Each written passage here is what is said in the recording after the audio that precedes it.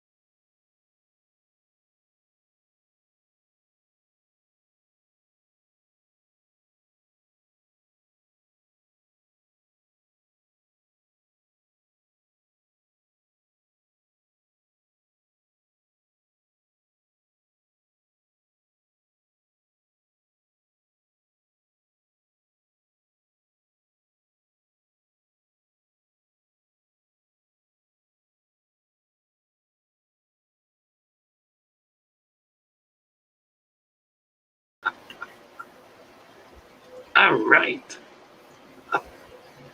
Well, that was fun. Very nice. Change a few words. Yeah, I was up in the middle of the night, couldn't get back to sleep, going over the lyrics. Yeah, I can't believe you put that together in all of 10 minutes yesterday? Yeah, about that. Right. Well, I was just really inspired. It was Aquatic Conquest using that music background for those clips that just, it really inspired me because with the song singing, the song playing in the background and watching the videos, I was experiencing the beauty and the joy that each one of those people are experiencing with their tank, because that's really what the pictures present is the joy and the beauty that they experience with their aquariums, and the ability to be able to share that in this kind of venue is it's just really wonderful. So I was very much inspired to rewrite the lyrics, given everybody else is rewriting lyrics. So I figured I'd try it. Oh, dear. Holly said something really sweet. She said, Mary and KassCee Bee smile says what we all think as I smile and type knowing I'm part of something so special with Father Fish and the shoal. That was sweet, Holly. Yeah, We absolutely. KassCee and I were talking about that this morning before we went live. You made the comment that 6 months ago you could not have imagined yourself doing anything like this. And it's true for me too. And what we've been able to create together is something that's just really amazing. That it keeps all of us coming back every morning, getting up early, not getting that extra little bit of sleep. Yeah. Figure I ought to do that anyways. Yeah, I tried doing it later, and I couldn't do it. I kept waking up, not getting back to sleep. Mm. I don't know. So I guess we're locked in for the duration, whatever that may be. Yeah. I think I'm going to try. We get a little further down the road. If I can get Thomas working on it, to do an evening hour with a lot more technology. He wants to get us on a different platform that'll work very differently. So we'll look at that possibility, and we might cut this back to like 5 days a week or something. I don't know. I mean, up to this point, we're all having fun, and nobody's begging off yet. Least of all me, I guess. When I start begging off, we'll all beg off. There's somebody who come up and take it over. I think I would hope so anyway. Yes, Patrick. Oh, excuse me. Mary Joey, you are more than welcome to join us still. Yes. Is she Like she you, got you don't need to come up just I came up. You can still come if you want Joey to. and Lisa, I had arranged for them to come up when KassCee Bee was not going to be here, and Mary Page was out on the highway somewhere with her daughter. They both agreed to do so, and I think they're both hanging back right now, so we don't want that for a second. We have plenty We appreciate of room up here. You're willing to come up though when in our absence. Thank you. Yeah, absolutely. We got I can always leave if you still want to come up. plenty of room, plenty of room. So Lisa said she hadn't chimed in yet. Oh, I wanted to say happy birthday to Catfish Terry today. Oh, how nice. Yes. Happy birthday, Catfish. Is he here? I don't know, but he was on just a minute ago. Oh, okay. I mean, before you came on, he was live. Oh, I And see. Right. they asked about the puppies. She's trying to move them around, but we had the little runt. I ended up having to remove it, and I'm having to bottle feed it. She kept trying to take it off somewhere. It's doing good. It's just teeny tiny. Nice. I don't know quite how to take Sharpie's comment. I don't know if I've seen I it don't yet. Let's see, where's Sharpie at? Here I go. He's water changing pleco tubs. So got poop on the brain. Speaking of poop and plecos, do plecos poop white? Sometimes Okay, just it's wondered. not necessarily healthy. Okay, well, the new ones I got, I noticed on the wood, like after they just eaten cucumbers though, but I noticed that I was on poop watch and I saw white poop. Yes, Jesse is asking Mary to remind everybody about their stream tonight. I'm going to be on with them at Yes. 10 o'clock. 10 o'clock tonight. Is it 9 and then 10? Our time, yeah. Okay. 9 o'clock their time. I know, mine too. I fall asleep by then, especially with this time change. I thought 6 o'clock last night felt like 9 o'clock because it's so dark out. I know, it's true. Sharpie's got poop on the brain. Funny.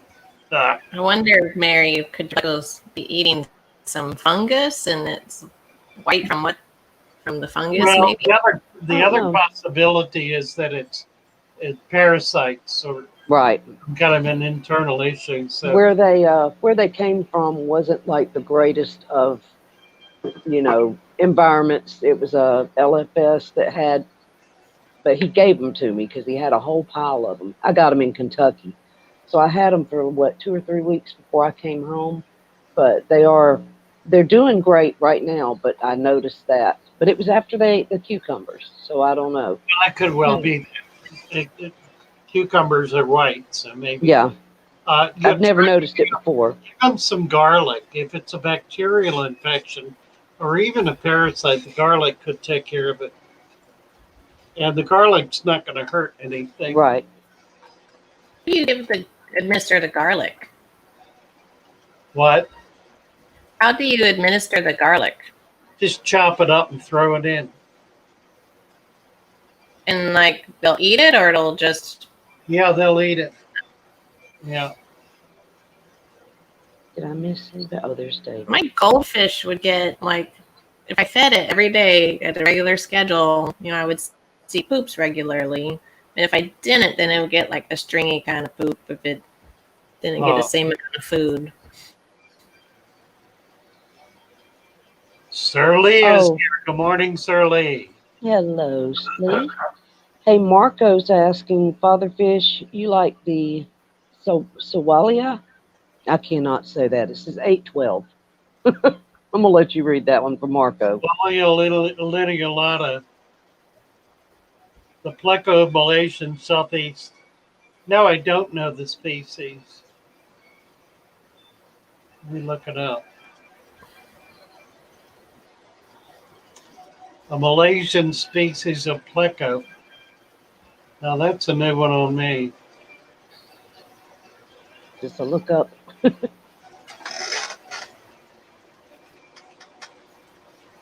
I just miss coffee?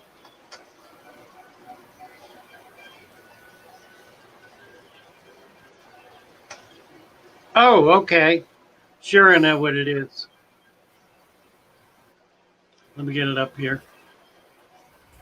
Dooby-doo. There's Eyeball Pirate. Glad you're back. I was just reading his comment from yesterday Yeah, about eating pea puffers. You know what these are? What's that? I got it up. They're really pretty, yeah. Sounds like Oh, is that a a hill stream. stream? Yeah, it is. It's a hill stream. Hill stream loach. I beat you, Mary. Litiolata. Yeah. There's Catfish Terry. Yeah, I get them. I don't do real well with them. I think probably my tanks are not as kind to them as they would like. I can usually keep them alive, but the other problem for me is they sell very quickly, so I never get to keep them for very long. Nice fish, are really. They look real nice from the top. They do. They're a little hard to catch too. They stick to the side of the glass. You have to kind of peel them off. But a neat fish. I've seen a couple of guys on here find to try to breed them. I think I did see one who accomplished that. Got some fry. A lot of rock work. They kept them in a lot of rock work, as I recall. Really sweet little fish. Did you see Roman's? From yeah, you have a question from Roman at 814 Father Fish. Yes. If I can get to it.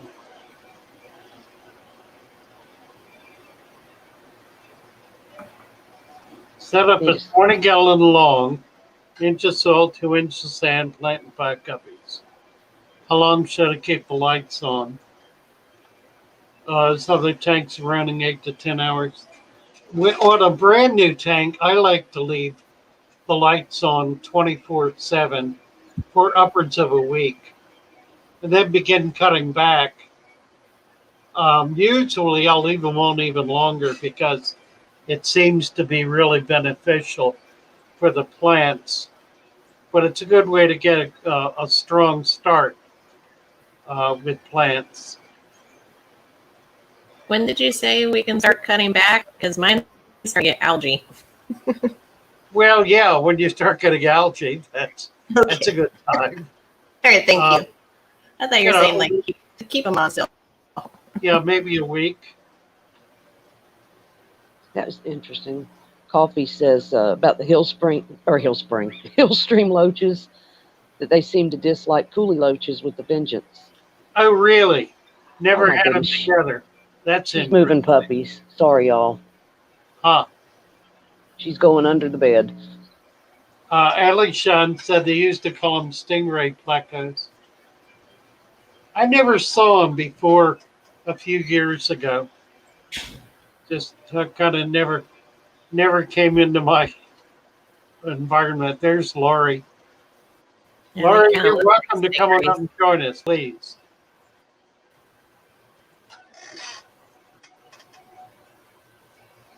Whoops.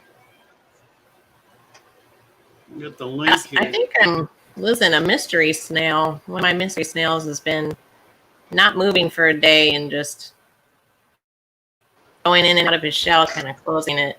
And well, if he's locked up inside it, you at least know he's still alive. He was, but now he's not. Yeah, if he were dead, the percula would come out. And now he's kind of opened it up, so I'm wondering if he's dead or not. I keep losing these guys. I don't know how to keep them alive. The snails? Mystery snails, in particular. I don't know what that is. I don't have any. I have had times when I've had problems with them. I'm not now. Couldn't begin to tell you what the difference was.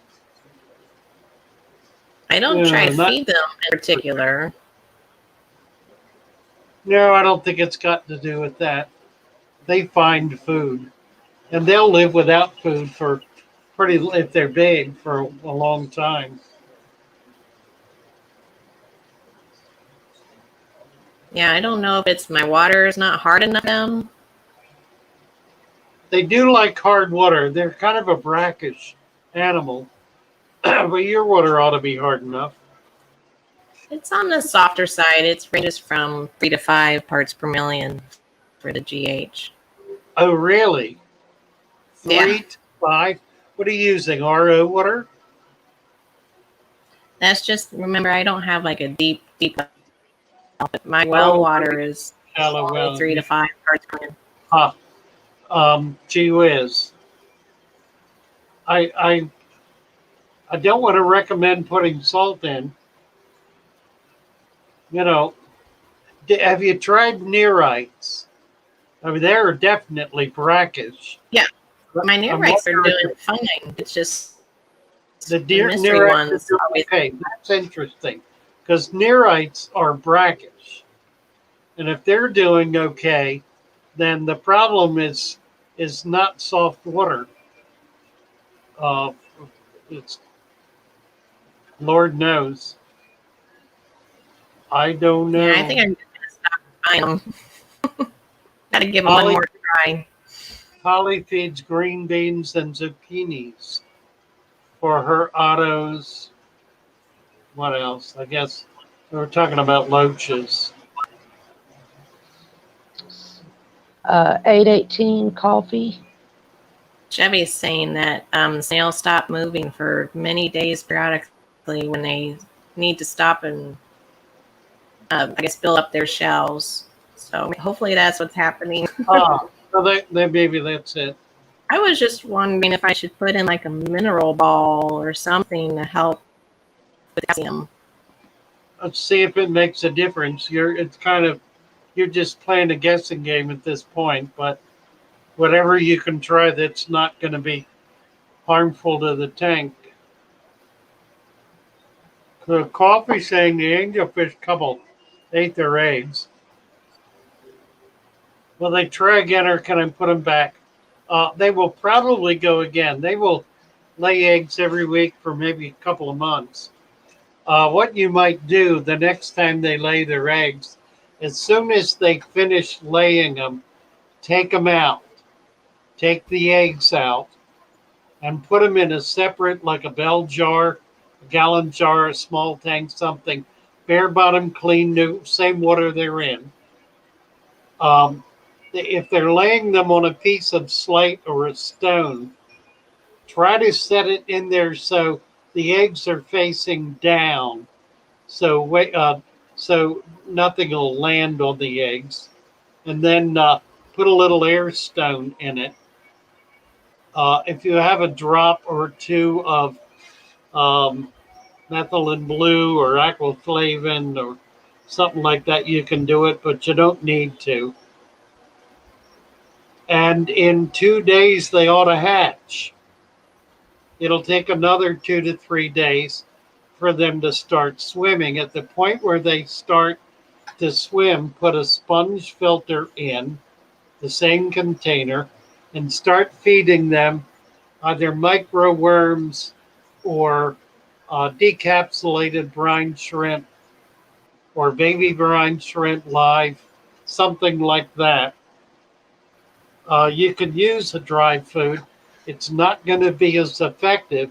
You can order a small amount of decapsulated brine shrimp from brineshrimpdirect.com, and you'll get them in time to feed the babies when they start swimming. So go over that real quick once again.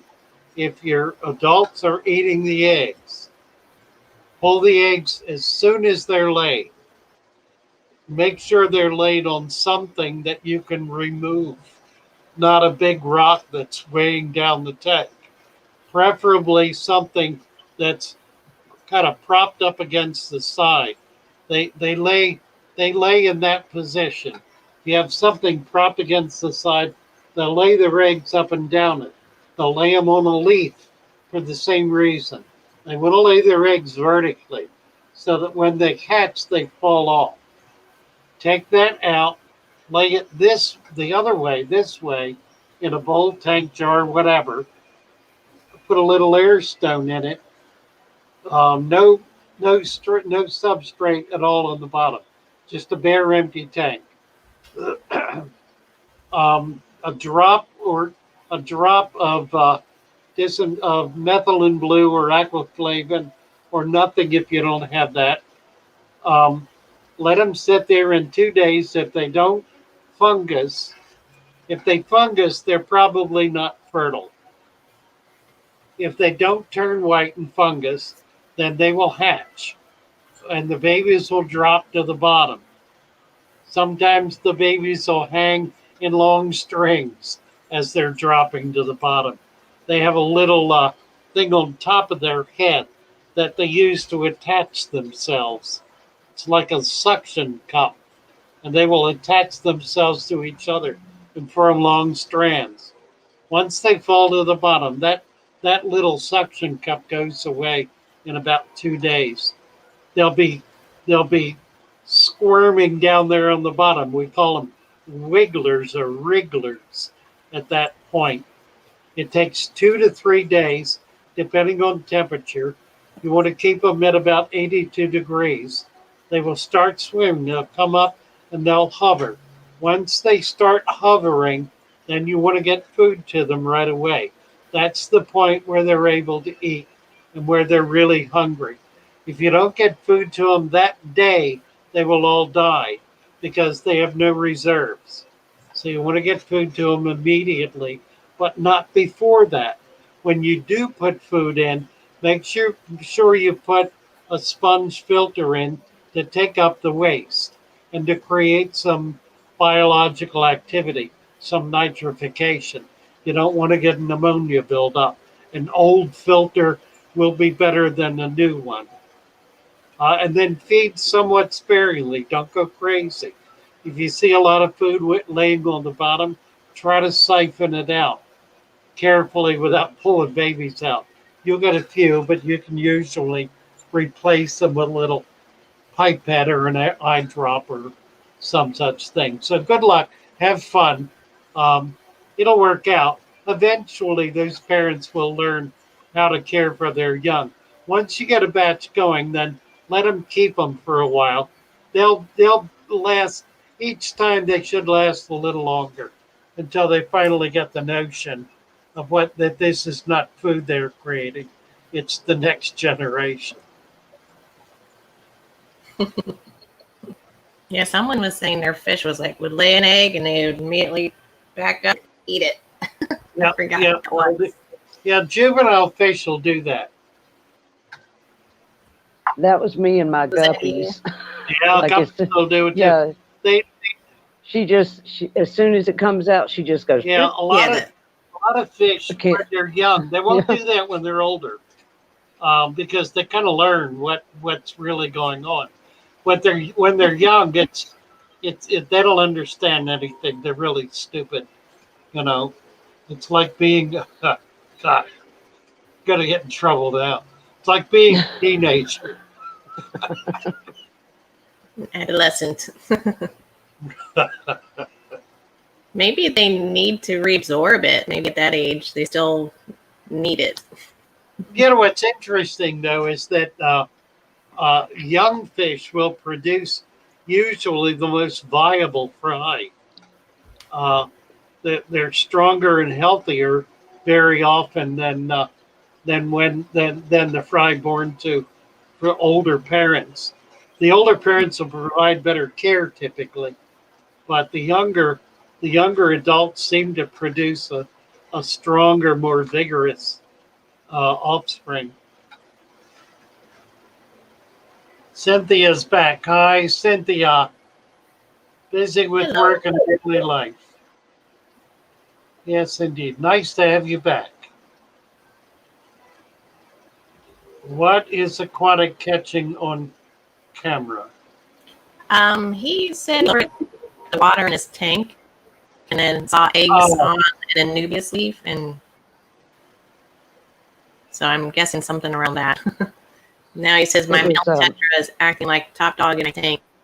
I suspect it has something to do with the fact that he has 5 females to himself. He is well, controlling and attacking other fish.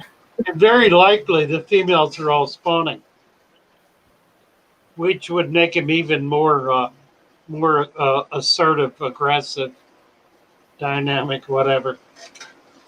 Canestino Valley, my angels eat every clutch they lay. Yeah, you're gonna have to pull them out. There's just nothing for it, and you can do it as soon as you think they're finished laying. If you're watching them carefully, and they start eating them, pull them out at that point, whatever you got, and then put good another. morning, Gina. I like to use pieces of slate 5 to 6 inches long that I lay propped up in the tank. They'll lay on that. If you have 2 or 3 of those, or something that's 5 to 6 inches long, flat, and 2 to 3 inches wide, that you make sure you have a couple of them. So when you take one out, you can put another one in right away. So they get used to that being there.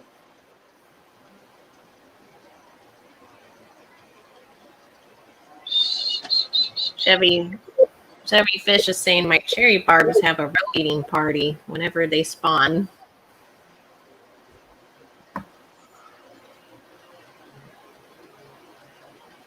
Have a what party get broke up? They have a roe eating party. A rowing. That's funny. ROE. Yeah. Right. Got it. Aquatic Conquest is wondering if anybody here knows what Brazil moss is and who here can find it on Yeah, Wikipedia. I've got some here. I don't much like it, although it kind of grows on you, as any good plant will. When I got some in, and it looked like it was dead, but I broke it up into smaller sections and put it in the tanks, and it all's been growing. I've had it now for maybe a month, and it grows pretty quickly, so I've been kind of surprised. Nothing exciting about it. I'm not convinced I like it, except that it seems to be, if it continues to grow like this, it'll make a really good media for baby fish and for uh, uh, spawners, sticky egg spawners like rainbows. Do you think that you or Thomas could capture the Brazil moss and post it? Because AC is saying there's no video about it on YouTube. Really?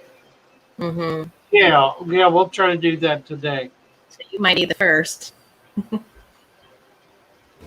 A roe eating party. True enough. Yeah, egg scatterers. Now, there is one exception I've found to egg scatterers eating their eggs, and that's the pupfish.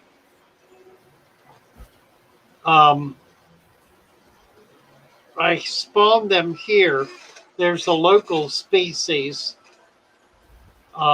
here in brackish water, and I have spawned them. They're a shallow water spawner. They stay in like 2 to 3 inches of water, 5 to 6 at the most. Bare bottom, no plant growth, nothing. They prefer a bare bottom. And they're like greased lightning. They dart around just really super fast. They're like that, just darting around. They do that from the time they're born. They do it their entire lives, just darting around very, very quickly. They're chasing each other. They don't seem to nip each other at all, but they chase each other. When they spawn, the male and female come together for just maybe 2 or 3 seconds, just quivering together. She lays eggs, he fertilizes them, and then they're gone. The male has established a territory that's maybe a foot in diameter. Those eggs are all laid in that area. And he guards that area even after the babies hatch and start swimming. I don't know whether they go through a wiggler stage. They might not. My guess is they don't. My guess is they're in the egg 3 to 4 days, maybe longer, so that when they hatch, they're immediately darting around. But the parents do not eat the babies, and they do not eat the eggs. It's the only fish, egg scatterer that I know of that does not eat its eggs. There may be others. I'm just not aware of it.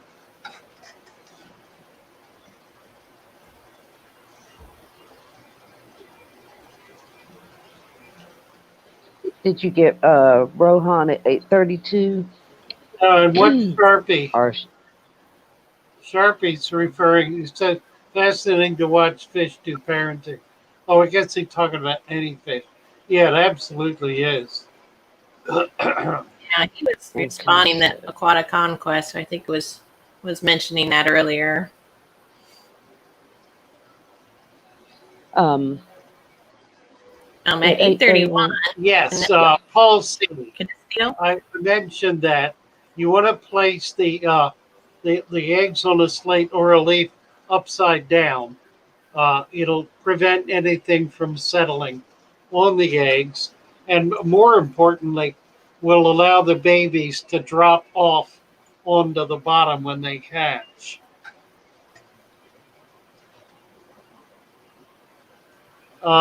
Cynthia, put a At, red.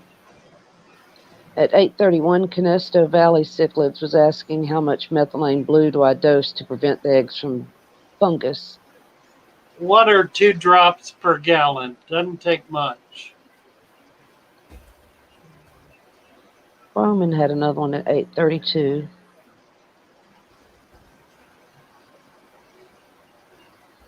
There's a lot at 8:32. Shasistra loach, hard to breed. Loach is hard to breed. I've never bred a loach, I don't think. I'm not a good one to ask. Chevyfish will know.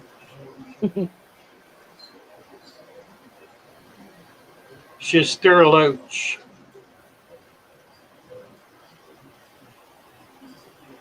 Surely. What else?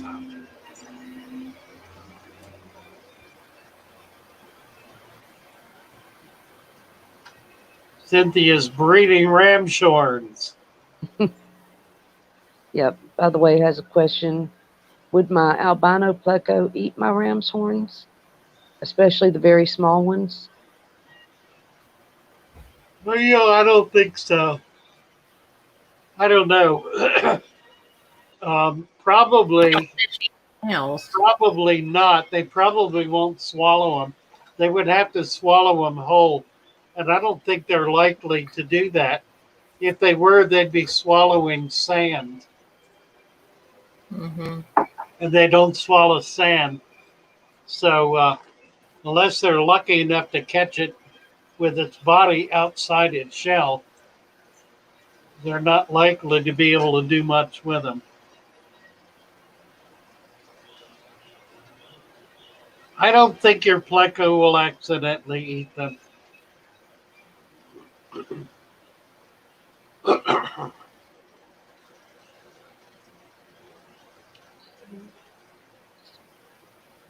Yeah, I have a ton of baby snails that were like the size of my sand granules that are all grown up now. None of the fish ever ate them. Like the koi cats didn't eat them. The only fish you're going to eat them are the fish that are able to break the shell. Puffers, for example. Mm-hmm. There are other fish that can suck out the body from a larger snail. There's some, let's see now, I'm trying to think if there are any fish that can actually break through or try to break through. Can't think of any. No,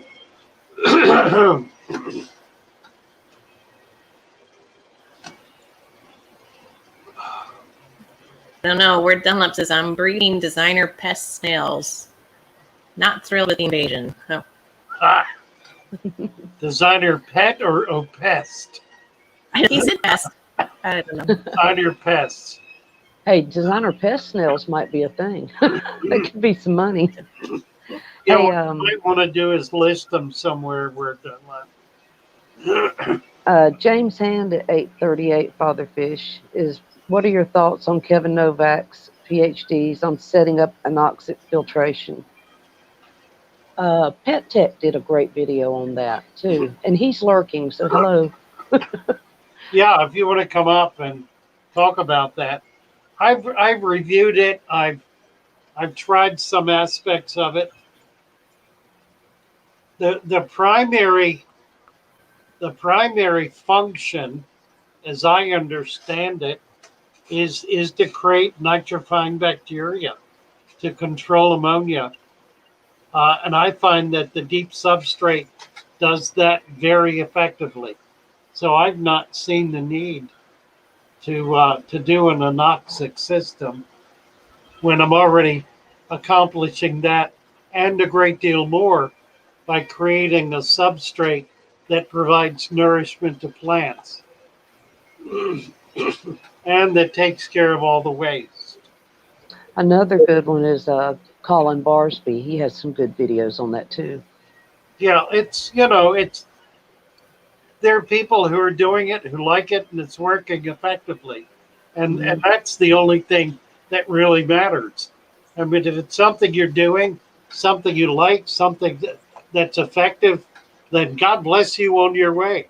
You're where you need to be, and you're doing what you need to be doing. I do something differently because I've tried that, and I find that I like what I'm doing better. It's for my purposes. It's more effective. Now, my purposes include not having to mess with a tank more or less permanently. So when I set up a tank, I like not to have to go back to it for years because I got too many tanks to fool with. So I've got a couple of hundred tanks. I don't want to have to go mess with them every 6 months or even once a year. My sponge filters don't get changed once a year, and they should be. They should be cleaned once a year, but they rarely are. I'm forever pulling out sponge filters in a tank that's so solid it's pure mud. Um, I don't provide. I provide less than an absolute minimum of care, something below a minimum of care. I provide essentially zero care other than feeding and moving stuff around. I have fish going in and out, plants going in and out. It's that's not to say that tank gets left alone. Unfortunately, it does not get left alone. It's getting tremendous amount of activity, but the activity is not in the substrate. The activity, unless you consider plants, uh, part of the substrate, and they're kind of in and out and in and out. But as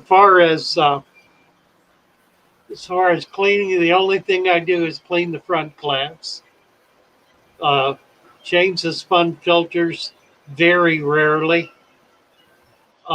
Tanks will get a huge buildup of mold when I see that, and it's usually very old tanks in which that happens. I had sand. I had an inch of sand to it. It is good for another year. It's just a completely different approach, and it's not one that's for everybody.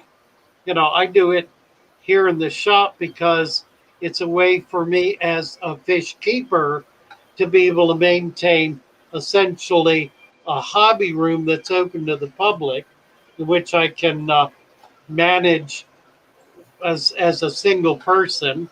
Although I've gotten to the point now where I even need help with that. I can't do all the little chores that need to be done. I just don't have the energy anymore. But I've got a couple of people here whose activity level waxes and wanes, which is kind of the way it is with most people, I guess. So some days things are being taken care of well, and some days not much happens.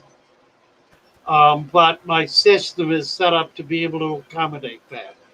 So there's that. Ugh.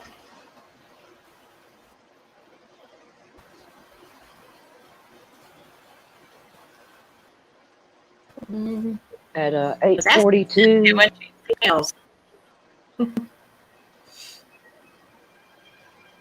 Oh, never mind. I thought it was a question. Cynthia was You raised- responding that she feeds algae flakes, all kinds of fish food, cucumber, leafy vegetables. Yeah.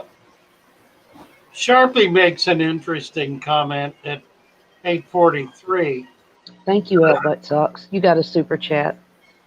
Al Wet Socks. Oh, thank you. Oh, thank you. see if I can find it. Oops. $5 somehow wet sock. I gotta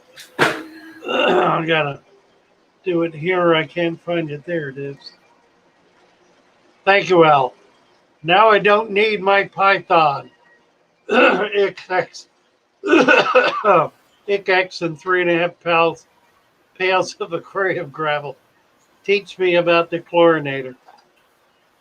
I will do that. Dechlorinator. You have to learn, you have to find out whether you have chlorine or chloramine. Chloramine is a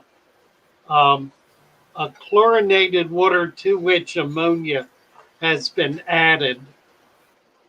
And the ammonia is added in order to prevent the chlorine from gassing off. It turns it into a liquid molecule. Now, keep in mind, think about this. Chlorine is put in a closed water system. It's put in a piped, if you will, a piped water system. It's injected into the pipe system. Chlorine is not at the water plant put into a great huge lake of open water. It's put in the pipes. So it cannot gas off because there's no air in the pipes.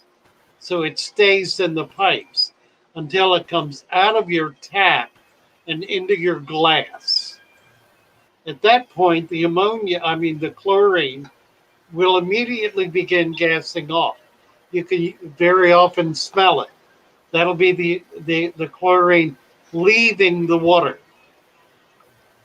In the great wisdom of the mad bureaucrats who manage our water system, they have determined that because adding ammonia to that chlorine will cause it to become a liquid molecule that will not gas off, that they are somehow doing something good.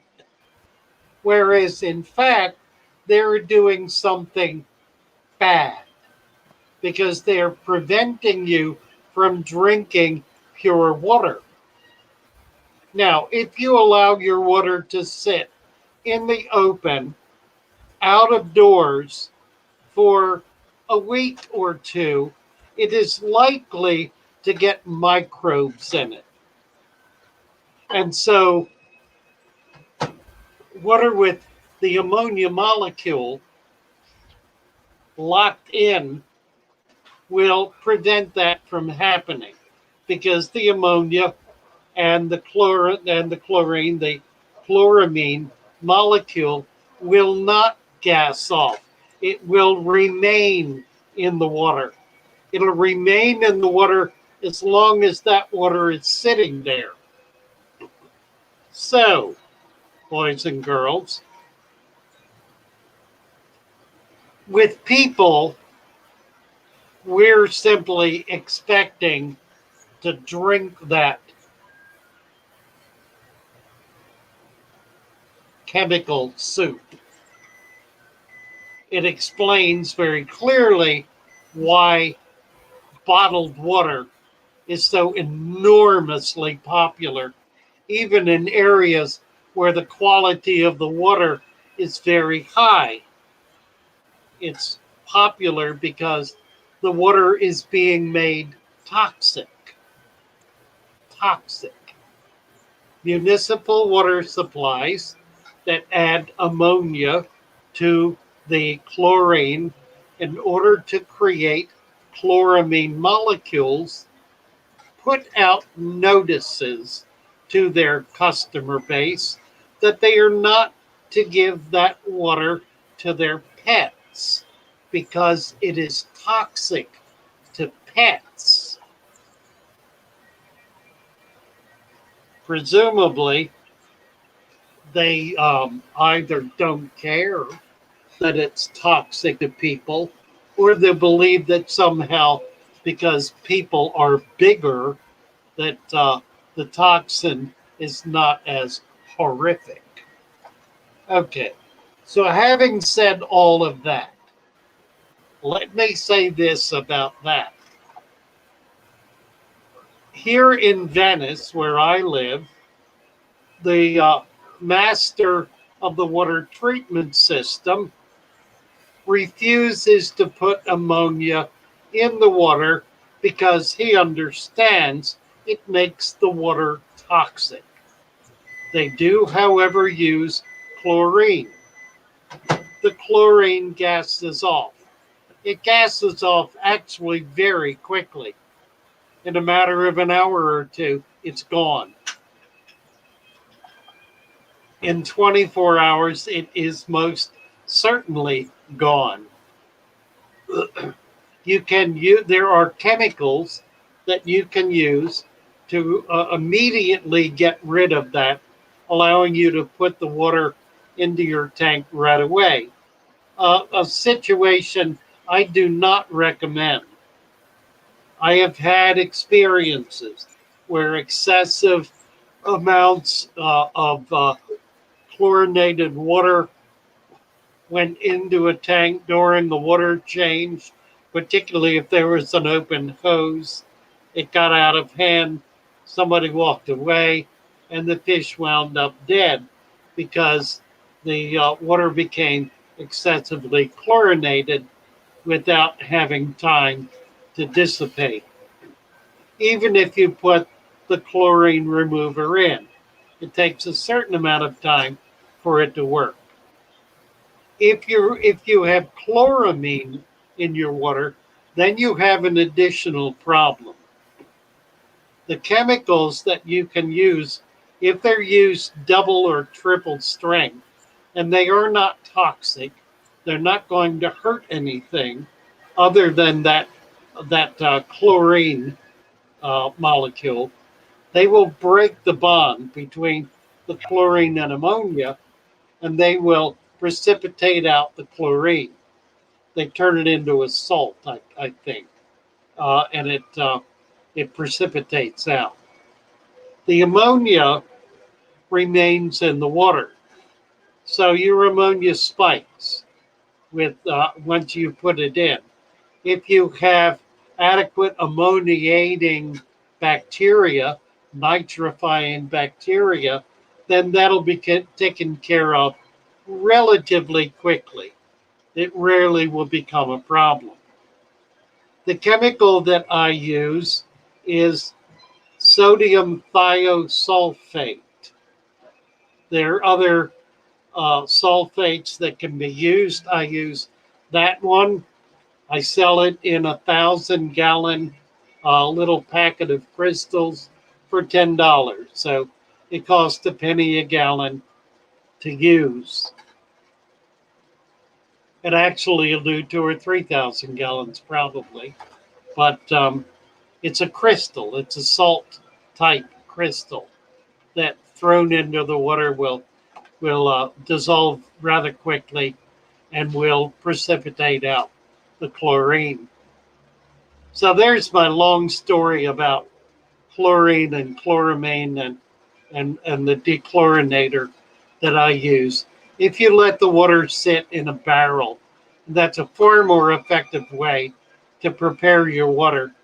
I use a system whereby I have a 250-gallon tub that I sit my water in permanently, long term, for days on end before it gets used in my systems. And the same for RO water. I have a 125-gallon tub, I think. No, it's bigger. It's a 200-gallon tub that I keep my RO water in. Even though it's dechlorinated, I use a carbon filter dechlorinator, which works for chlorine, doesn't work for chloramine. All right. Yeah, I had Trick saying the same thing.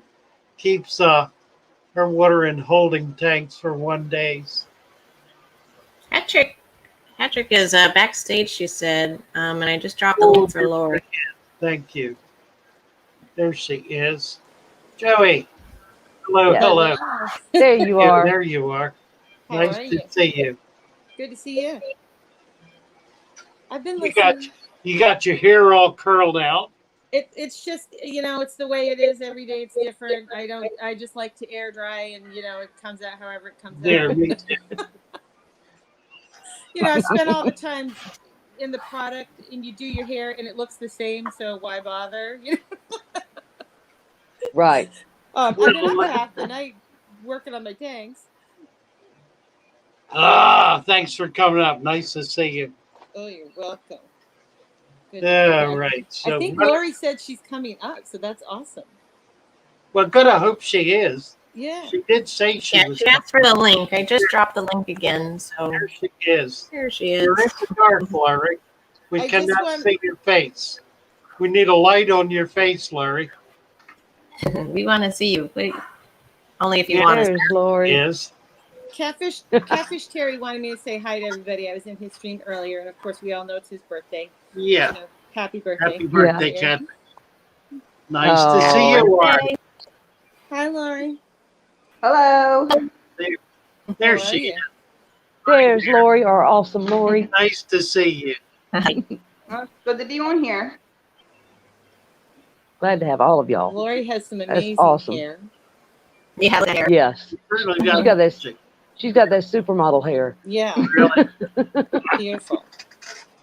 I saw a woman in the supermarket yesterday, and her hair was short, but it was so You should come shiny, up and I too, wanted Tiffany. to ask her if she just had it done or if it's just always shiny like that. Hello, Jeffrey. Oh, Yeah. I think I'm out of coffee. And I don't have water to make coffee. I'm trying to use my phone again. Wow, Yeah. the chat is small. Oh, dear. How are you doing, Lori? I'm doing good. How's everybody else doing? You see how high tech I am. What's this Sharpie is getting on somebody? Getting Hey, on. Lori, you can't show us your fish, can you? You and Hat Trick, can y'all show fish? Can you walk around? Or I know you're on a laptop, aren't you, Hat Trick? Yeah. Yeah, I was Or like, Joey. I can't walk around. But Darn it. I try not to say too much about my stuff. But I know Father Fish was talking about the angelfish spawns earlier, and if you go to my channel, that part of that video that you see in the Aquatic Conquests. Oh, yeah. There's a whole video that shows basically the angelfish from wiggling, and I show them through different. Oh, stages yeah, of I've growing up. seen that. That's a It's good kinda video. fun. I like doing It's a it really that way. good video. Thank you. For anybody that might be interested, it's fun to see them grow up. Yes. Yeah. And I can when and they're I small. apologize. I know there's people saying hi to me, but I'm not quick on this. So hello, everybody. Lori, I want to Vision thank you.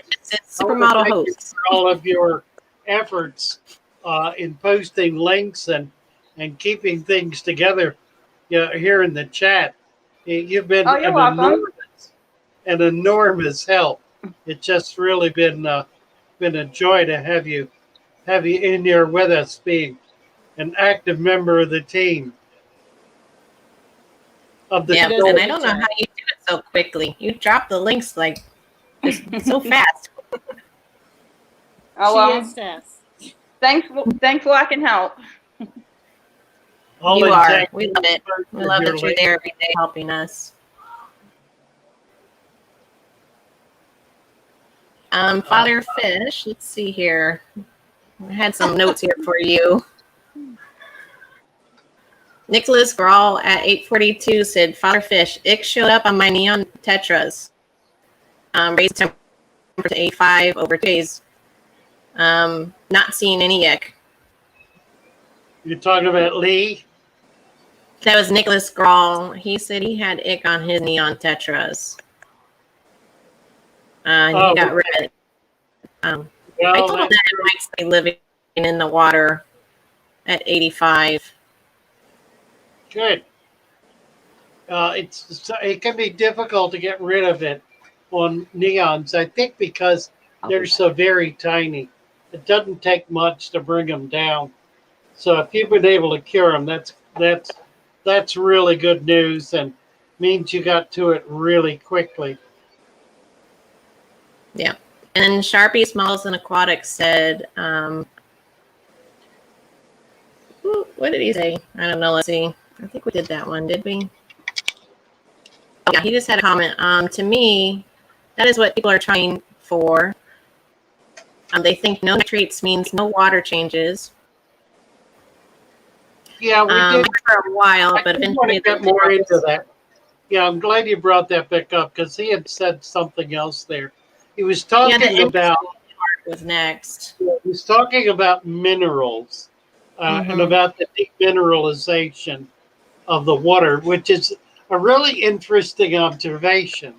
We see this most commonly in saltwater, particularly in coral reef systems, where the corals, the stony corals, will be pulling calcium out of the water to such an extent that we need to dose for calcium in order to keep them going. I have a friend who raises a lot of corals, and I am amazed at the amount of calcium that he puts into his water.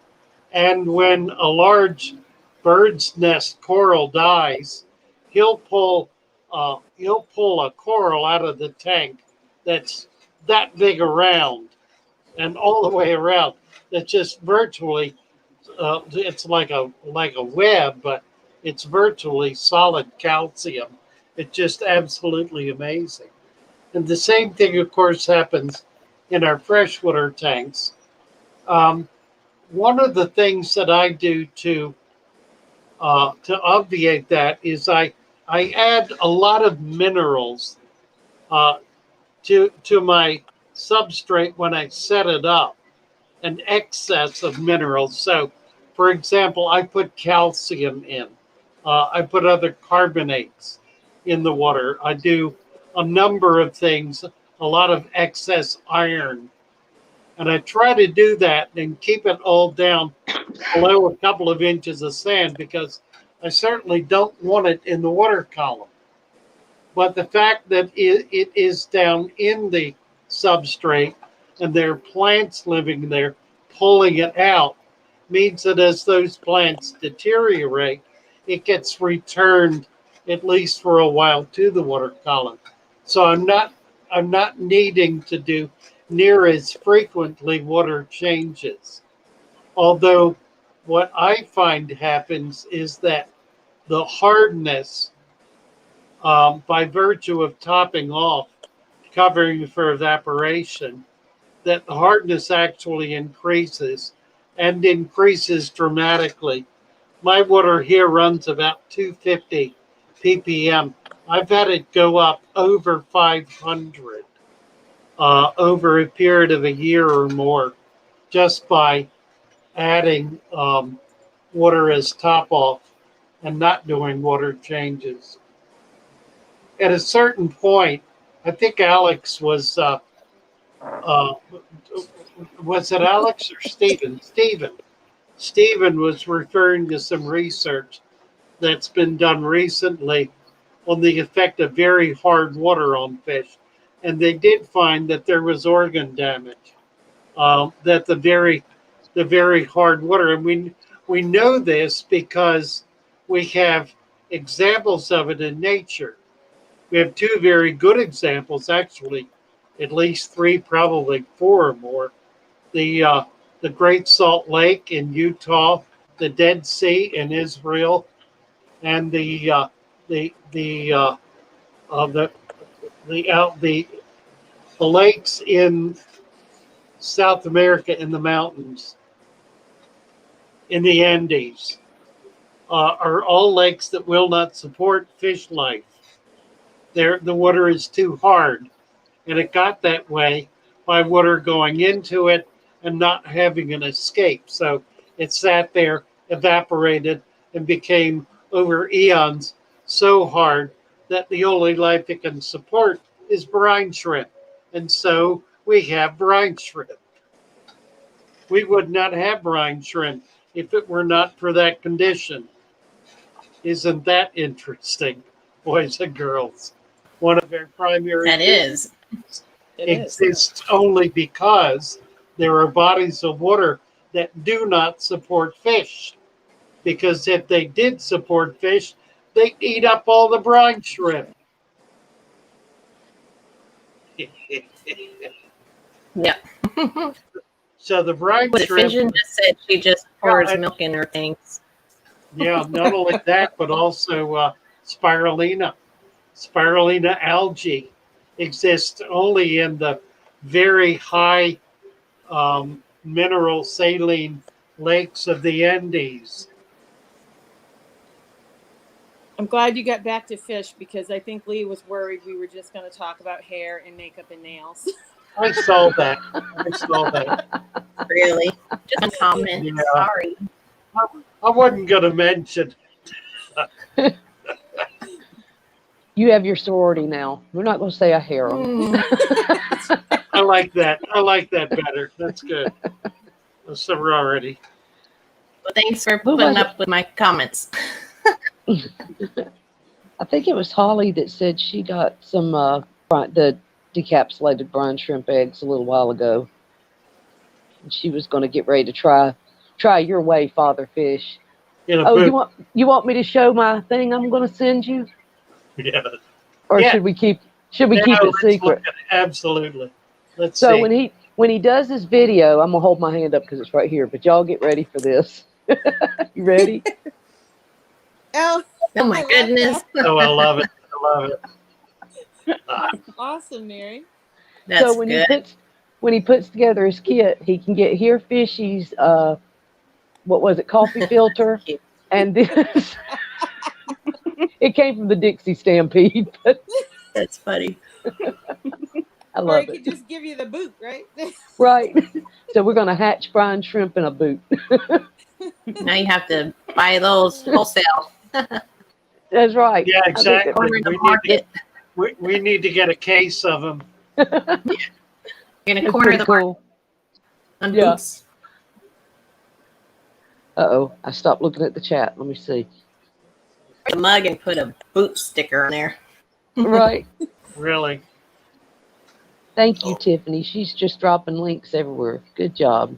She's letting Lori enjoy the glory of being up here with us. Right, right. Ah, Glory in all for glory. Lori, How can we many see it? Can we see have? any of your fish tanks, Lori? Yeah, I can show them to you. Yeah, Oh, let's that'd be see awesome. that. She's Absolutely. got some Yeah. amazing. Everybody on here's got some amazing tanks. That's just the thing. Okay, here's the Beta Sorority tank. Nice. I like it. So pretty. And then this is Tiffany's favorite. This is the Pea Puffer Community Tank. Yeah, that's what the one you just did the video on. It was so cute. I That's like neat. that. Your pea puffers are pretty good size. Yeah, there's one right there. Nice. Mhm. Mine are about 1/4 of an inch long. Oh, that's right. I think I was asking you about your puff. Yeah, You they're did it little with- babies. You I had had babies. and I was getting you mixed up with somebody else. Right. And this is the Trimac. This is King. Oh, how nice. Oh, I like I it. love Trimac. The King is Trimac awesome. is the founding, it's the foundational fish of the flower horn. Uh-huh. Is that the one you did the video on, Lori, where you're cleaning the tank? This is one of them. Yeah. Feisty. And then, let's see, where are they? And then in this tank, there's 2 baby gold Trimac. Oh my. And then over in this one, this is Edge. Oh, I love it. Yeah, there's your favorite How Father nice. Fish. Yeah, I love it. He's a big I mean- one too. How many spots? 1, 2, 3, 4, 5, 6, 7, 8, 9, 10, 11, 12, 13, 14, 15. And then he looks like he has a paw print. Pretty good. Pretty good. Oh, I like the paw print. That's neat. And there's my Okay. true parrot. You see one at Nice. 908, Cass? Yeah, that's a hard fish to I was come reading Foxy's at 9, so And I didn't see then- that And one. there's another. Here's There's another one of another the Trimac. Back, yeah. Yep, 906 and 908 for George Trotter. Another true parrot. Oh, look at that. Oh, nice. That's a nice then if we selection of fish. If we go downstairs, We'll try to get you here in a second, George. Thank you, Lee. We want to there's see black Lori's devil cat. face here. Oh, it's so pretty. See, I like the black sand too. I use a lot of And black then- sand. That's cool. Where did you find the wood or the root? It's fake. Oh, that's one of the, I've seen those. Those are really neat though. And then here's another Trimac. I just got him yesterday. He's in quarantine. Have you Oh. spawned your Trimax? No, not yet. I have all males. Oh my. And then this is Kong, one of the big jags. He's gorgeous. Ooh, I like that. He's really deep bodied. Oh, Sharpies. Great fish. Sharpie says he's not a fan of flower horns. He just pop that thing on their heads. Great fish. And then in this tank here is an Asian red tail. Okay. And then here's our big jag with our babies. Nice. How many tanks do you have altogether, Lori? Like 15. That's awesome. And then in this tank there's 2 gulper catfish, but they're hiding right now. Ah, And let me turn the camera on for the. And then this is the pond. The lights aren't on for it yet. This has the 2 albino channel cats, the red tail. And this tank has another black devil in it, but his lights ain't on yet. Yeah, Foxy's saying she likes to get big fish, but they scare her. big fish collection. Not many people do big fish anymore. I hear a big dog too. Yeah, Right. 3 pits.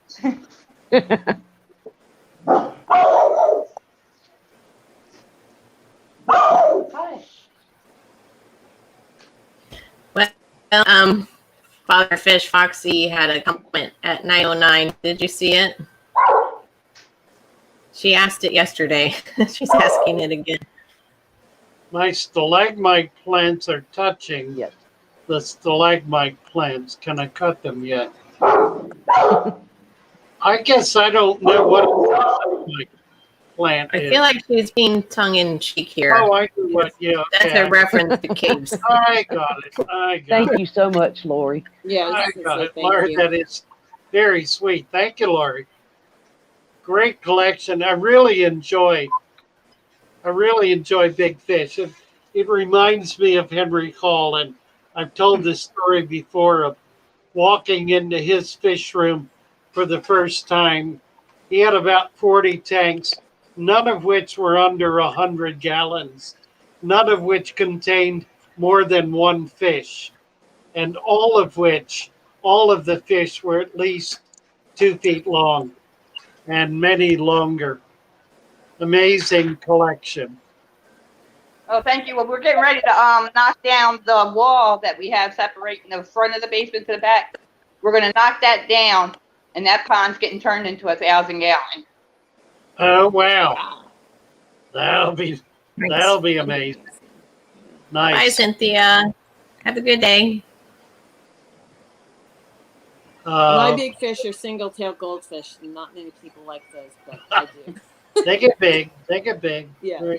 That counts. Yeah, but your goldfish are amazing, Joey. They are beautiful. I love them, and you know. I think they're gorgeous. Thank you. That's not certainly where I started, but somehow that's kind of where I'm ending up, and I love them. Mm-hmm.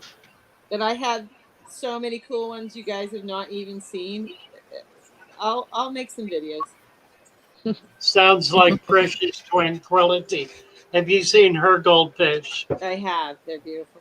They are amazing, aren't they? Yeah. She's been working on a pond for a couple of years. It's about I don't know, half an acre probably. It's a massive pond and all hand dug and hand built. Wow. Just an extraordinary with all kinds of sculpture in it, different waterfalls and little ponds and big ponds. Just amazing. That's cool. I mean, obviously, she's in a climate where she can do that. I can't. Yeah. And actually, I think it's illegal for me to have an outside pond with fishing. I can't have it. So Darn it. Really I weird. am going to take my old hot tub and turn it into, I'm going to put it in the garage and make it into a pond. I could do that, but I cannot have a pond outside with fish in it. Huh. Legal. Yeah, they're afraid of them. Well, the bureaucrats in Maine are scared to death I know. that the piranha might escape. You're last I heard, you were not allowed to keep piranha in the state of Maine. No, we can't. I mean, we can't, we can't have snails. We can't It's have too cold, koi. isn't it? We can't have an outside pond. We can't. There's so many things we can't have, and I haven't even bothered to look. But I think they just made a new list of a lot of cory cats that we're not allowed to have. It's That crazy. is strange. Wow. Very Sounds strange. You like need to move. you ought to get a bill up saying that you're not allowed to have bureaucrats. There you go. I agree. Oh, the weather's getting worse outside. But Maine- It's starting to rain now. You'd think Maynards would be supportive of that. I know. Can't I get don't know. that from here. No, it's I like just they're try to lost. hide here by myself. Stay away. Hey, Time to Father move Fish. out of Maine. We had a couple of questions at 9:06, and what was it, KassCee? 9:08, George Trotter at 9:08. He's and just then at on 9:06, potting soil for the dirt instead of mixture. and So we then at 9:06, he wanted to know what he could do for fish with fin wrap. What can I do for fish with fin rot in a planted tank? That was the 9:06 Trotter. one. Let me do George's first. Yeah, they're both from him. Oh. Organic potting soil. The mixture I recommend simply extends the life of the substrate. One of the things that was discovered in the early dirted tanks is that after about a year, most of the nutrients were used up, and the replacement was not going as quickly as they had hoped. What I've tried to do is add nutrients to the original mixture, which basically sits there and becomes available essentially on call as needed, giving the system time to catch up to itself. If you think about the rule is found being practiced in the Amazon jungle.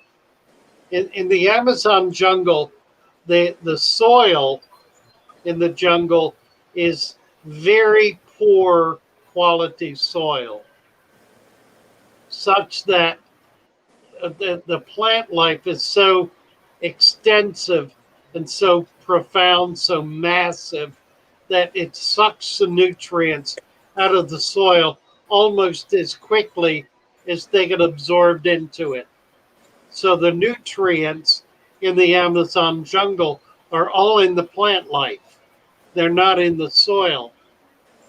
What I try to do is create a soil that has so much nutrient in it that it's not going to be used up for years, which in time should allow for an extended development of plant life to be able to nutrify that soil at a rate rapid enough to be able to sustain itself.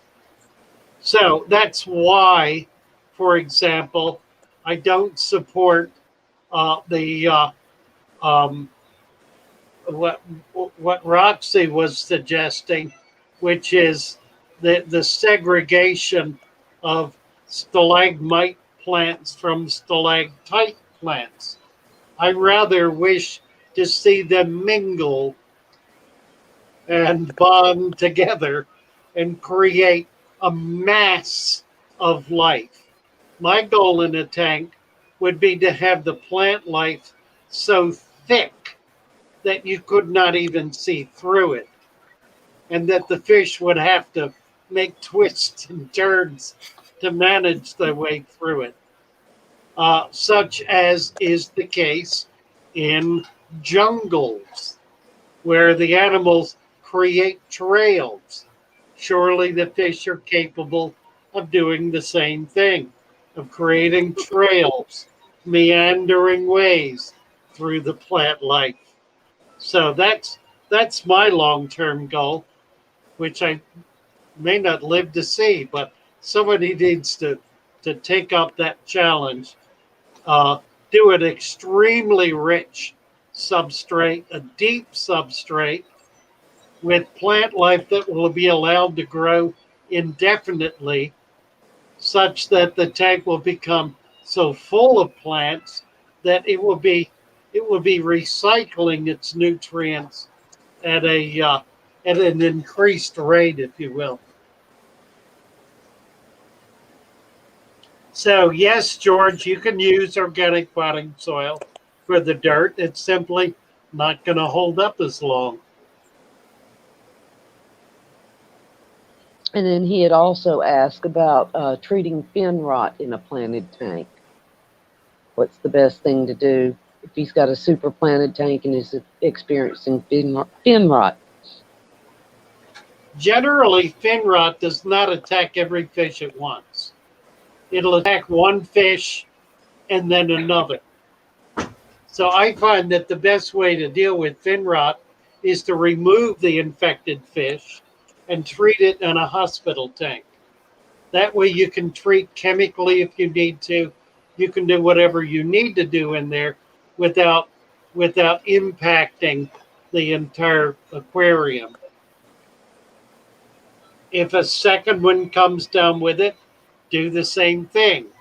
If you wind up with a massive infection, with with many of your fish in the tank getting sick like that, then you're going to have to treat the tank. I like to use sulfa drugs, triple sulfa or the like. It seems to do a good job with the underlying bacteria.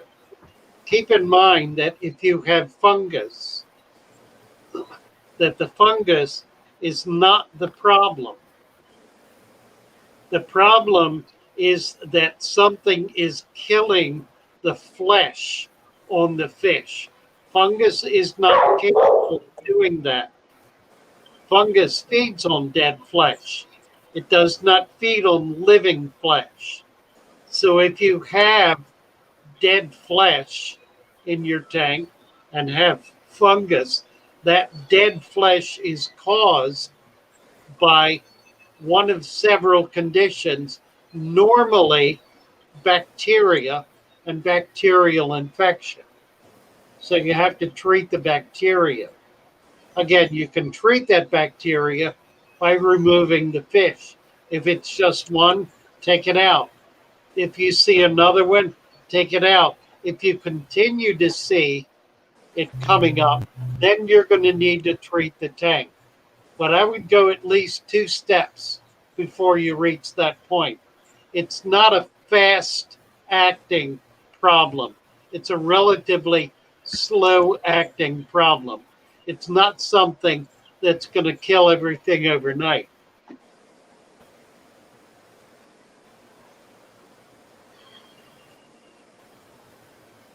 What else you got, ladies?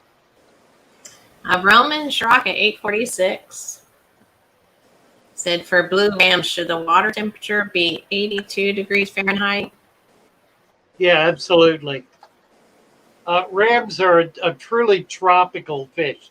like Discus, even more so than angels. Discus will turn black. They get very unhappy if the water temperature drops much below 80 for any extended period of time. The same is true of rams. I don't know of many other fish that's true of.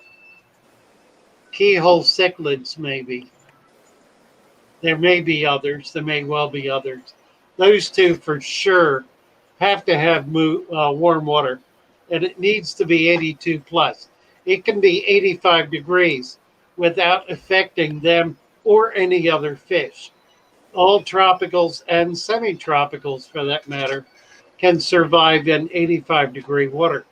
I do not recommend keeping semi-tropicals. That's, for example, all of the big cichlids, um, like Lori was just showing us. Those are Central American fish. They're not South American fish. They do not exist in the tropics. They exist in the semi-tropics. They also, very many of them, and there's a huge variety of them. Very many of them live in or near brackish water and are adaptable easily to brackish water. There are several reasons for not recommending them. One, of course, is simply temperature. Another is that they are a more aggressive fish. They're a more dominant fish. They're while a lot of them get bigger, there are many species of Central American fish that are small fish, the dwarf cichlids.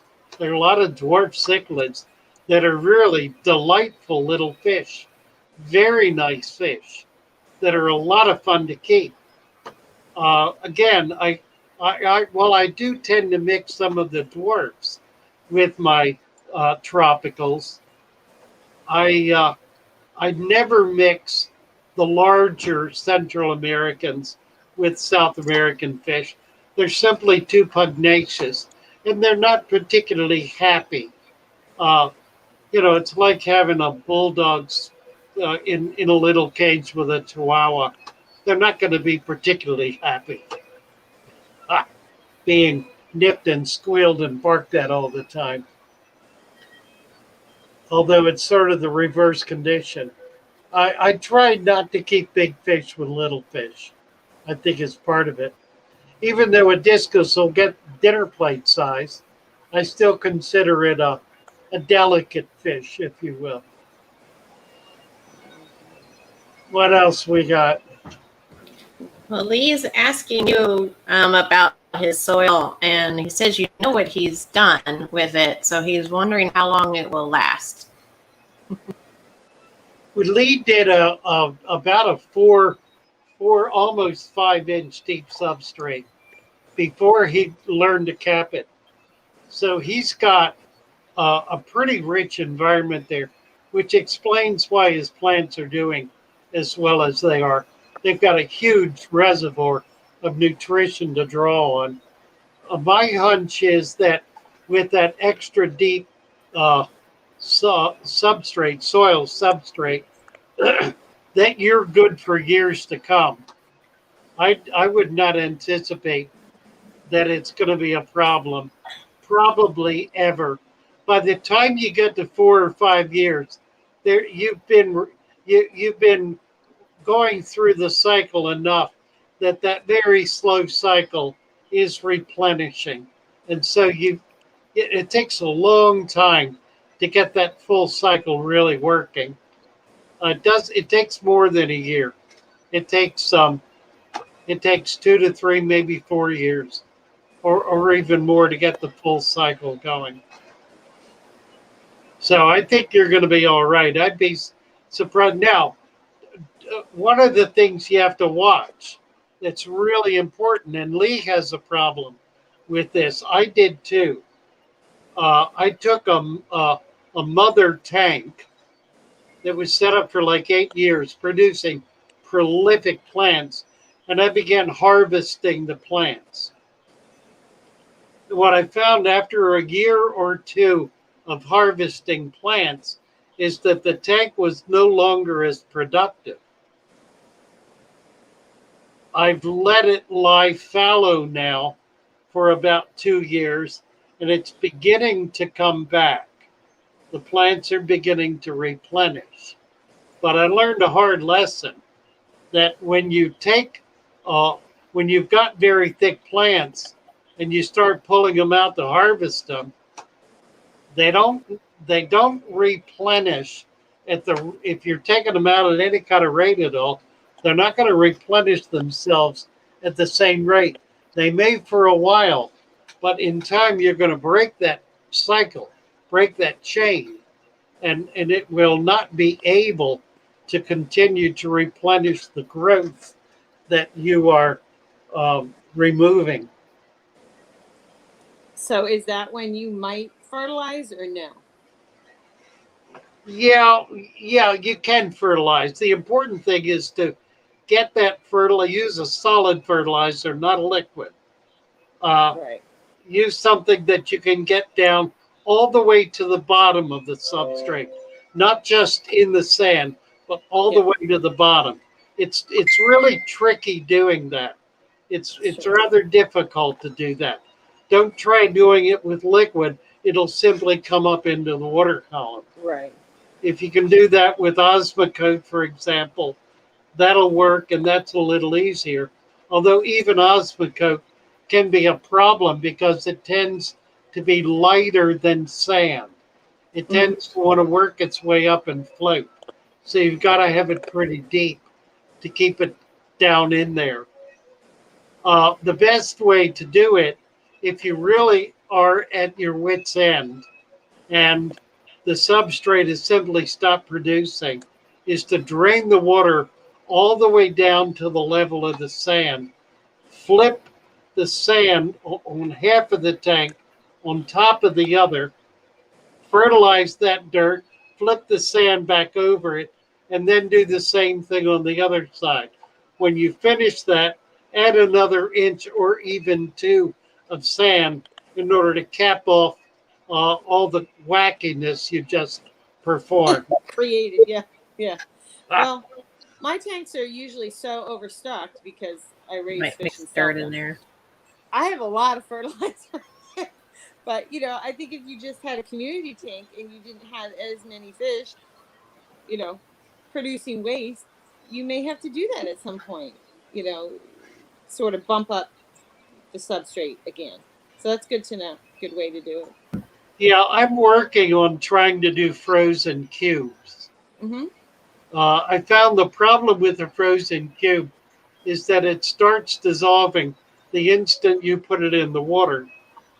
So Right. I'm trying to figure out a way now to freeze the dirty cube in a clear cube. So that Okay, so yeah, so you got a minute. yeah, only the water is dissolving, and I can get it down there quick enough to try to get all the dirt down in it. It's Well, that's a good always idea. problematic. It's just it's not an easy thing to do. I can see that. What else we got? Well, time traveled on me. Yeah. I don't know how she No. did that. No, at 9:30 I was saying it was 9:30, but then a question came in at 9:30. So it said, look at 9:30. Yeah, you said 9:30. How do you know there's a question? But I was meaning it was. I saw that and I was like, oh my gosh, she's going to wonder how many. Time traveled. No, we've got. Hey, you never know. Ew. No, at 9:30, 3 to 5, rich. That name is the Father hardest fish, how name. long does live bacteria in the 305, sand? Richie Rich. Richier. Yeah, Ricky Rich. Do you see that one?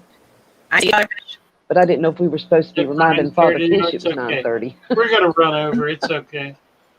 How long does live bacteria in the sand?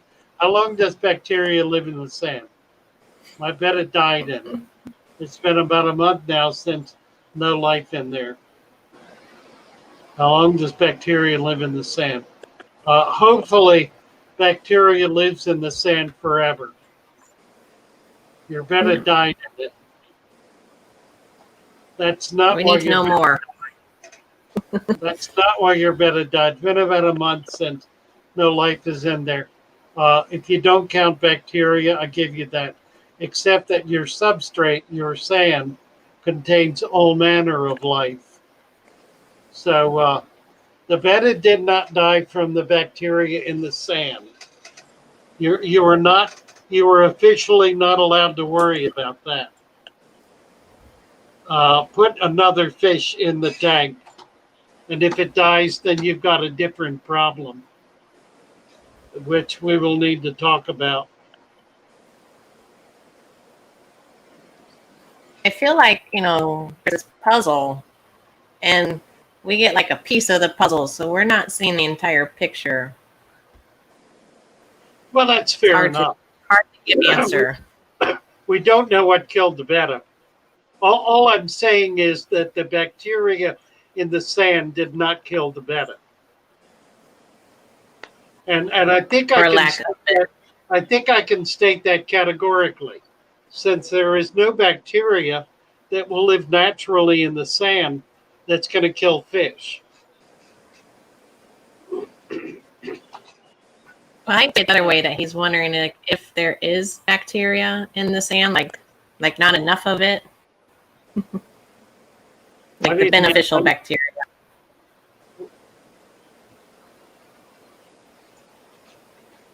Well, it's possible it was a brand new tank and the fish was burned with ammonia. That certainly happens. In excess of ammonia in inadequate amount of bacteria. I don't get that sense, but then I don't know anything about his substrate either, or for that matter, how long the tank was set up. He said it's been about a month. He said it's been about a month. It's not had. You're breaking up really bad, Cass. I only get about 1 out of every 2 or 3 words. Okay. I don't know why that is. I know, I hear it breaking up on my end too. Yeah. It says your betta died, and it had been about a month since there was no life. I guess that means that you took your betta died in a betta bowl, and you haven't put anything else back in the betta bowl, and you had sand in the betta bowl. So maybe we're getting closer to understanding what's going on. I don't know. It's a bit of a guessing game. Put another fish in it, Richie Rich, and see what happens. Abolished aquatics. Good morning, just showed up. Let's run through. Well, where are we? 9:37. Yeah, and Richie Rich had one more comment after that. I don't know if you saw it at 9:30, or did you just see it? No, I did not. Okay, at 9:37. He said, sorry, I meant to ask, is there still bacteria in the sand for me to add a fish? The tank was running for about 6 months. Can I add, well, where did it go? Can I add a fish and the bacteria is still there? I guess he's meaning the beneficial bacteria. Like, is the tank still stable, or I guess the tank kept on running after the fish died?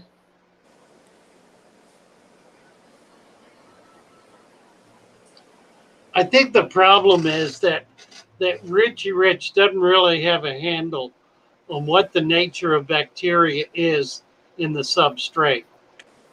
I have a video on life in the substrate where I talk about my 8-inch deep substrate tank. Maybe somebody could find the link for that. It's about 6-8 months old, I think. Lucas put me up to it. And it really explains more about what's going on in the substrate. Bacteria is only one part of it, and in many ways, a small part of it. There's a lot of other life living in a deep substrate, a lot of microscopic life, a lot of animal life, as well as plant life living in the substrate. There are all kinds of things in there. Um, a lot of microscopic, some that you can actually see. So it's not just bacteria, and the bacteria does not depend entirely on fish being in it. Um, Fish will help to strengthen that life because it'll provide nutrition for it, but it'll go on with or without fish life. So there's a great deal more going on in a deep substrate than just a little bit of bacteria.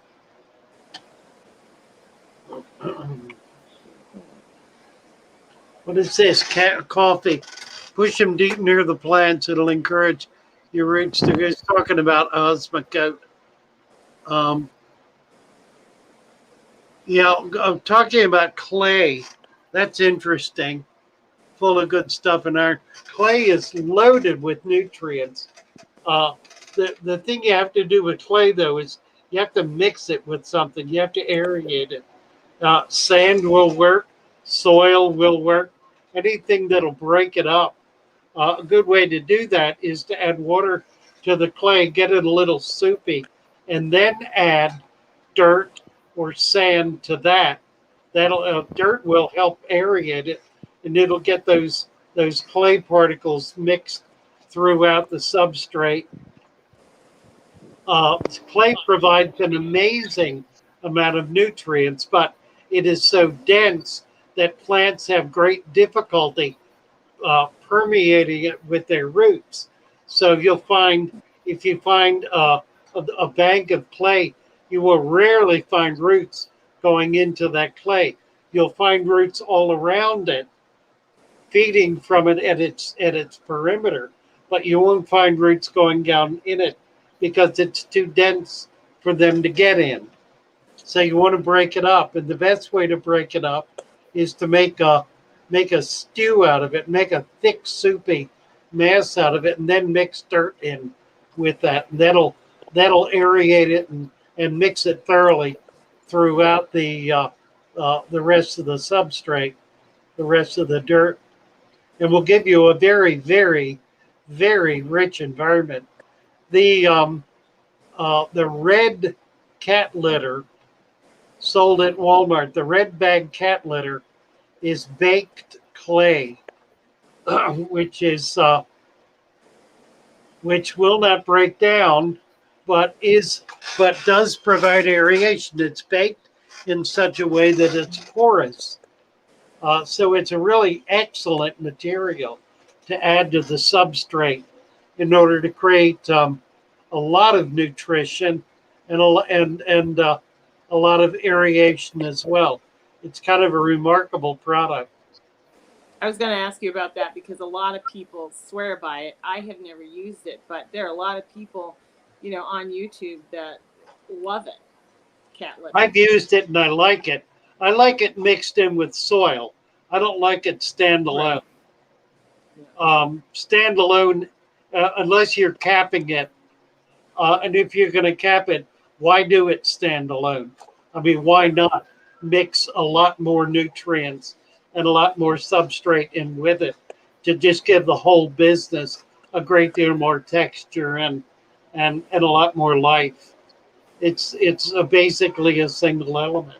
I like to use a lot of different elements. Could clay be used as a root tab? The difficulty would be getting it down under your substrate, and once you have done that, if you're doing it as a slab, it's going to be the same problem. It's not going to be broken up. So, you're kind of stuck with the same problem. The whole issue of doing a deep substrate and capping it with sand is to accomplish one very important goal. And that goal is to separate the substrate from the water. Yes. And to separate it in what is, in effect, a semi-permeable strata of sand that allows water to flow slowly enough that it's not going to be pulling it up and out and into the water. The dirt in that substrate under the sand will try to force its way up into the sand. It doesn't do it fast, doesn't do it hard, and doesn't do a lot of it, but it does rise up. I've discovered that over a long period of time, both the sand and the substrate will in effect become one over a period of many years. And so you look at that, you look at it in 5, 6, 7 years, and you don't see that dark substrate at the bottom anymore. You see a more even substrate with it all kind of run together. Mhm. And it, even at that, what it's doing, of course, is it's naturally stratifying based on anaerobic activity, which allows the top couple of inches to be live with oxygen and the bottom to be anaerobic without oxygen. So it's still continuing to perform that basic function of breaking down waste. It's doing it in such a way as has allowed that substrate, whether it comes up or whether new stuff is going down and kind of matching it, I'm not sure. It's probably a little of both. Probably as the waste goes in, it builds up into the sand layer.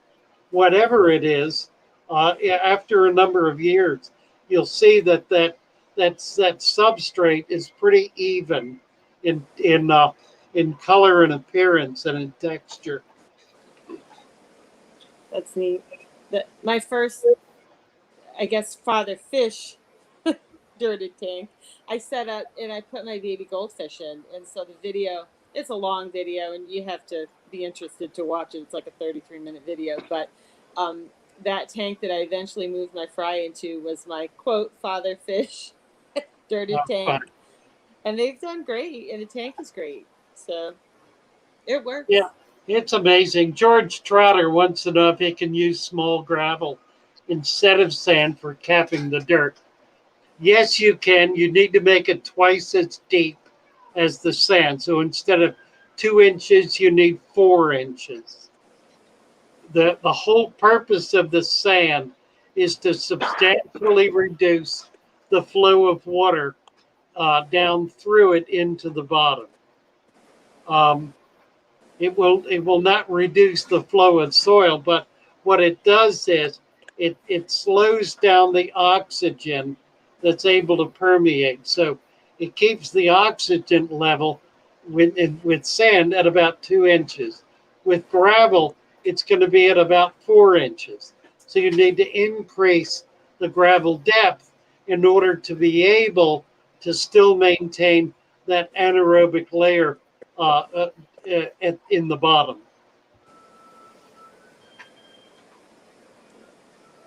If that all makes sense. It does. It did. Yeah. And the panel says, Abolish aquatics, you can use black sand. If you like the black bottom, buy a bag of black sand. I'll tell you who sells it, as a matter of fact, is Tractor Supply. Yeah. They sell blasting black sand. diamond. Black diamond blasting sand.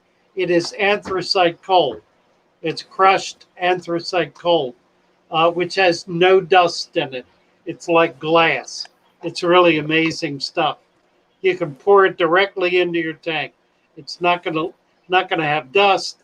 It's not gonna break down. There's not gonna be any petrochemicals in it.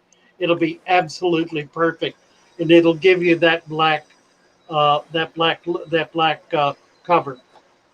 That's what's in that goldfish tank. I love that stuff. And it's inexpensive. Oh yeah, with goldfish should be perfect. Yeah. The only downside is that if you have very dark fish, they're going to love it because they're going to go to the bottom and get darker, and you'll never see them again. True. But we don't have Same to for worry shrimp about and Mina. goldfish because they're always hungry. Right. You always Sorry, get them Jess. to come up. Yeah.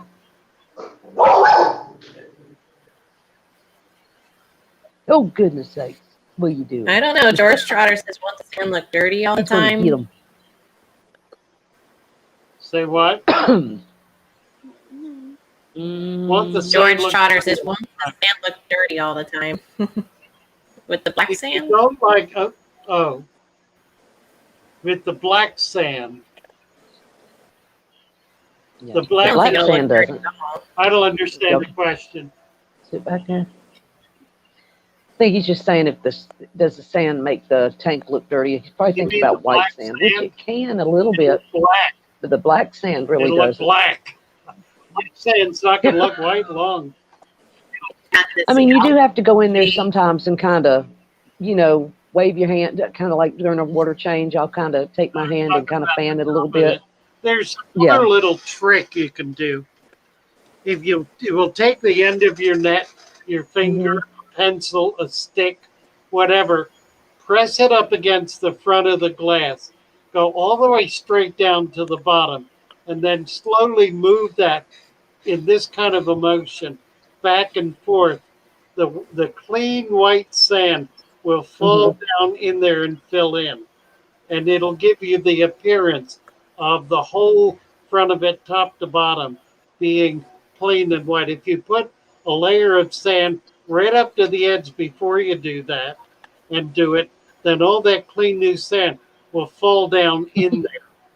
It's amazing. It's science. It's magic. And it'll clean up that dirt you don't like so much. Right. Well, then you can do the The mix malt. too. I have black and white mixed together. You know, I've thought about that you too. know, It salt looks and good. pepper look. Mhm. Yeah, I can tell. I saw a bucket of it out back, and I looked and said, "What in the world is that?" And I looked closely, and sure enough, it was white and black sand mixed together. Looks a I little have odd, that too. right? See, the chemical compounds in both organic potting soil to the clay balls. Yeah, chemical compounds. I would suggest they're probably close to the same, just more of them in clay. Well, clay is heavy minerals that are deposited in water, like in a creek or a stream bed. The heavy minerals are deposited and then compressed over long periods of time until they become very thick and very dense, which is why you find clay in riverbeds, because it's built up actually by the action of the river. It's why you find gold too, and you'll find gold on top of that clay or mixed into the clay, or I guess even under the clay. I don't know how fast it goes through it. You find gold on rock, in running water. Probably goes through the clay as well. I don't know about that. I have to talk to my gold digger friends. Dunlap said earlier that he used like clay substrate, adds it to a pastry bag, and then puts that down and pushes it around the base of his plants. That's a good idea. Maybe. How's he keep it from getting in the water? Yeah, I was just gonna say. I don't think He adds it in a pastry bag. A pastry and I guess bag. Puts that down into Puts the the substrate. tip. Puts the tip into the substrate. Yeah, Oh, but it and is water squeezes it. soluble. Yeah. Gotcha. How's he That's going to a keep cool from idea. going? Is he pushing that down into the substrate? Is Yeah. that Putting the tip down Yeah. into the substrate and then squeezing it like you would frosting out of a. Well, I don't Okay. know about, but Yeah. so no, like a that- turkey filter thing? yeah, kind of like Yeah, you'd be using a big syringe in a way. You just push it down into the substrate. Yeah, that That's would a work good idea, better than a actually. turkey baster, because Yeah. you can get more pressure on it. Hmm. Get a I'm just thicker. not sure what clay he's using or what the consistency is of the clay. Well, it's got to Where be he's thin getting enough it. to break through. Yeah, but it probably would be thicker than what could be put in a turkey baster. So You'd It's- have to mix it into. yeah, I would Paste. think to get it in there, it's not going to be solid thick clay, but it's a step in the right direction, isn't it? Can like the liquid fertilizer, like I've got some Sea Chem Flourish somewhere around here. I haven't even used it, and I've got some of Dustin's growth juice, but it's got like, you know how apple cider vinegar gets the mother in it. Oh, are you telling me to stop? She's saying no fertilizer. Oh yeah, I said I didn't use it. No, I said I don't use it. But I was wondering, what if could you ever take that liquid form and put it down into the soil, like instead of like a root tab? I don't put it in my water column, I promise you. That's why I can't find it. But like, could you use it like, instead of root tabs, could you take it and put it like in a syringe and push the liquid down into the soil deeply? The problem is that when Just a question. you're displacing liquid that's already in there. It's I got not you. dry. It's not dry down there. So it's going to come out and come back into the water So column. yeah, or- it'll come yeah. right up. It'll come right up through the Just a question. I Yeah. didn't do What it, if I you promise. froze nice try. Same thing. Yeah. But now I've never, since I went to the Father Fish Way, I've never had to do any fertilizing. So I'm in Oh, a I've good tried it. Doesn't work. But I've wondered about I've wondered about like if it's time for me to add a little root tabs to my one tank. Give Because give it 2 or 3 more years. but now when I set up my new tank and put all this in it, it's never Right. going to need fertilizing. You're gonna be good to go. Really? Good to go. I'm going to have a garden. Really. I'm going to have a Lee tank. Right. And then we all have the little poop machines that just keep it rolling, right? Right. That's That's it. right. Get Sharpie in there with his poop machine. Did you see? I have a Did you manure see pile. his? I Did think you I might see be his too much. comment this morning, where he thanked me for coming into his stream last night and pooping all over it? No. Who He was That did. should just be your goal. He really did. it? You got to have a trademark. Just do it everywhere you go. Right? That's right. Yeah, do it everywhere. You got to be That's right. consistent. Well, it is a very rich compost. Well, I thought about, I have manure, but I'm like, that just might be too much, I mean, that's how Wallstat said she found out where the cows and stuff was True. pooping in the water trough, Right. and then the dirt built up on top of it, and then plants started growing. So that's And, kind of, I mean, I it's use true. black cow. yep. We You want to know. use green horse. It's not necessarily Really? black; it's more green. The only issue Right. is you want it to be broken down. Right. I mean, it would have to be at least, I would think, a year old, Yeah, Yeah. exactly. And I'd take it right out of the stall. When I was Right. little, I used to make what I would call manure Oh, tea thank you, with Roxanne. fresh manure and water my plants with it. Mm-hmm. Oh yeah. Yeah, absolutely. Oh, I got a puppy on It the didn't loose. kill Hold on. them somehow. Thank you, Roxy. All right, we're down to the wire here, guys. Bagged pleco poop, Sharpie selling 50 pounds a pound. I have a Oh, my. total menagerie here.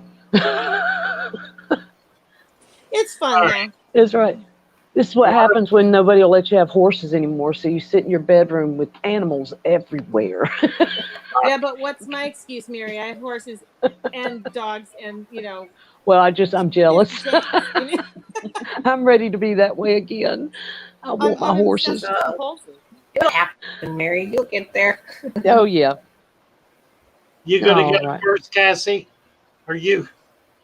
Can you do a horse? Am I gonna for- get? No, no. I'm maxed You've got to. out on You have a pets, nice and I'm trying fence to for say it. no to everything. She does have a nice fenced-in yard. Yes, though. she does. I noticed. Sorry. No, my dog lives in that yard, so Perfect. I- Dogs I'm and just horses kidding. do Hello, real well Rack. together. Rack's here Yeah, from the but bird what about the garden. miniature Horse horses? will ruin Are the they yard. housed too? Now the kids play in there, the dog plays in there. No horses. They But love to I have, took a walk. In the manure pile.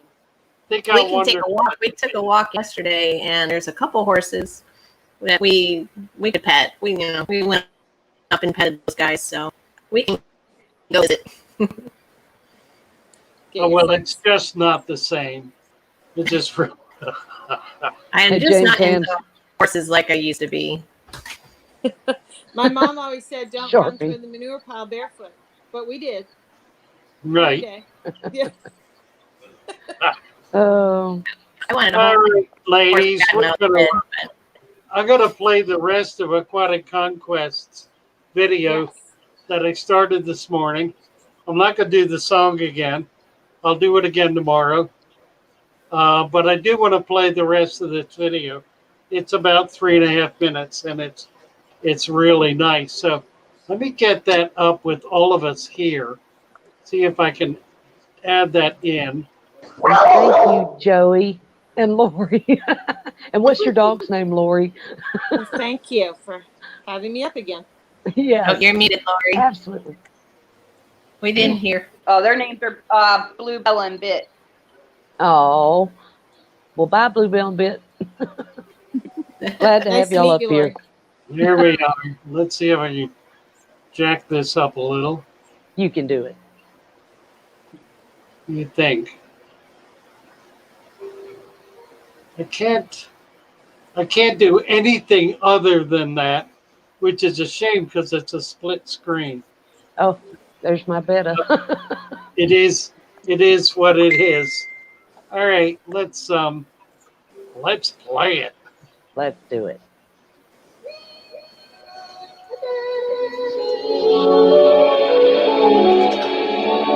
Bye all. Bye, everybody. Bye. Bye. Love Thank you you. guys. Bye. Bye.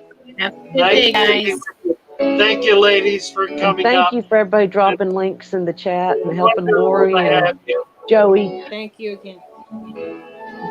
Yep. Laurie and Joey, thank you so much for being here.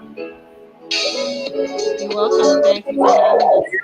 Cass, bless you all, ladies. Bless you, Father Fish. Bye bye, Everybody. everybody. Love you, Cass. Bye-bye.